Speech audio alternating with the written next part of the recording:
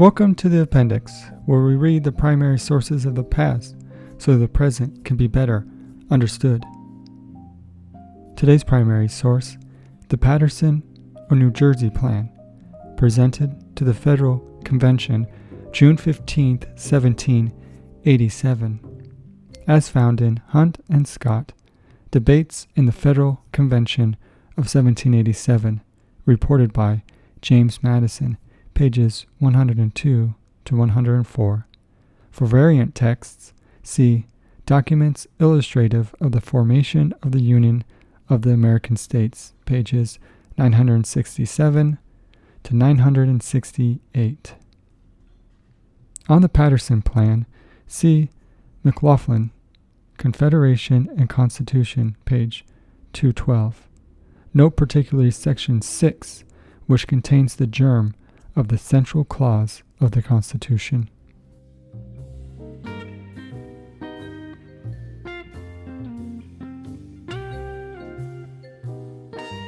One, that the Articles of Confederation ought to be so revised, corrected, and enlarged as to render the federal Constitution adequate to the exigencies of government and the preservation of the Union. 2. Resolved,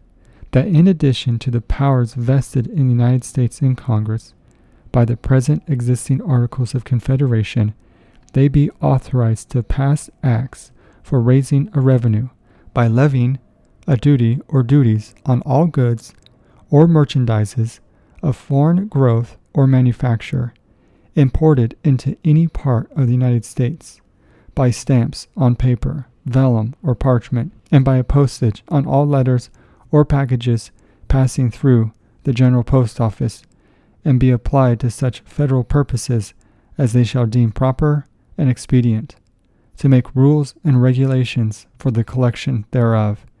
and the same from time to time to alter and amend in such manner as they think proper, to pass acts for the regulation of trade and commerce, as well with foreign nations as with each other, provided that all punishments, fines, forfeitures, and penalties to be accrued, contravening such acts, rules, and regulations, shall be adjudged by the common law judiciaries of the state in which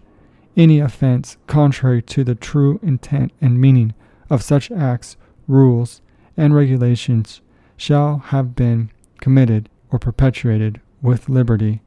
of commencing in the first instance all suits and prosecutions for that purpose in the superior common law judiciary in such state, subject nevertheless for the correction of errors both in law and fact in rendering judgments to an appeal to the judiciary of the United States. 3. Resolved, that whenever requisitions shall be necessary, instead of the rule for making requisitions mentioned in the Articles of Confederation, the United States in Congress be authorized to make such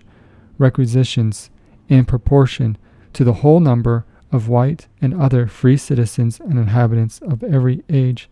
sex, and condition, including those bound to servitude for a term of years, and 3/5 of all other persons not comprehended in the foregoing description, except Indians not paying taxes,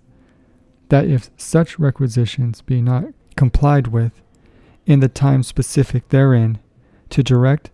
the collections thereof in the non-complying states, and for the purpose to devise and pass acts directing and authorizing the same, provided that none of the powers hereby vested in the United States in Congress shall be exercised without the consent of at least states, and in that proportion if the number of confederated states should hereafter be increased or diminished. 4. Resolved, the United States in Congress be authorized to elect a federal executive to consist of persons to continue in office for the term of blank years,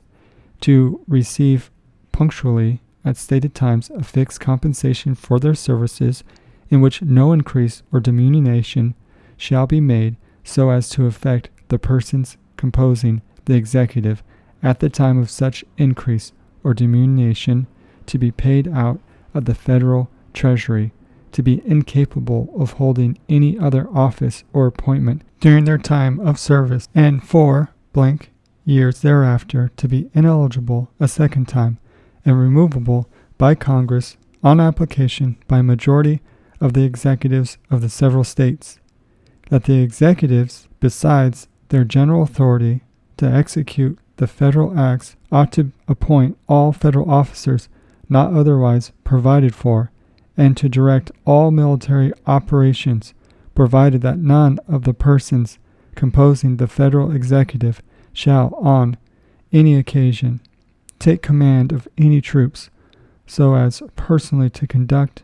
any enterprise as general or in other capacity. 5. Resolved that a federal judiciary be established to consist of a supreme tribunal, the judges of which to be appointed by the executive, and to hold their offices during good behavior, to receive punctually at stated times a fixed compensation for their services, in which no increase or diminution shall be made so as to affect persons actually in office at the time of such increase or diminution, and that the judiciary so established shall have authority to hear and determine in the first instance on all impeachments of federal officers, and by way of appeal in the dernier resort in all cases touching the rights of ambassadors, in all cases of captures from an enemy, in all cases of piracy and felonies on the high seas, in all cases in which foreigners may be interested in the construction of any treaty or treaties, or which may arise on any of the acts for regulation or trade, or the collection of the federal revenue, that none of the judiciary shall during the time they remain in office be capable of receiving or holding any other office or appointment during the time of service or for thereafter. 6. Resolved that all acts of the United States in Congress, made by virtue and in pursuance of the powers hereby and by the Articles of Confederation vested in them, and all treaties made and ratified under the authority of the United States shall be the supreme law of the respective states so far forth as those acts or treaties shall relate to the said states or their citizens,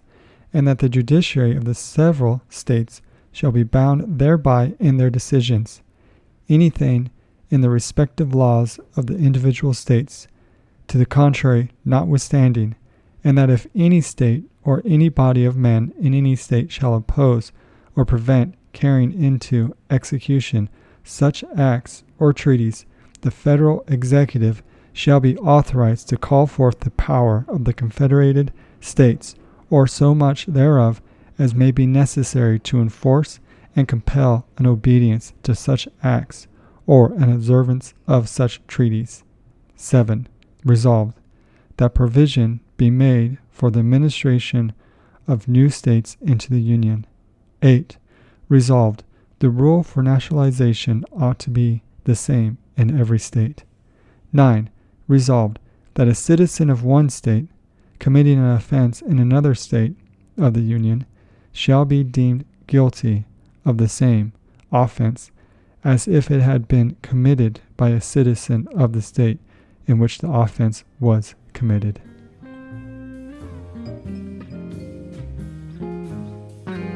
Thank you for joining us for our primary source today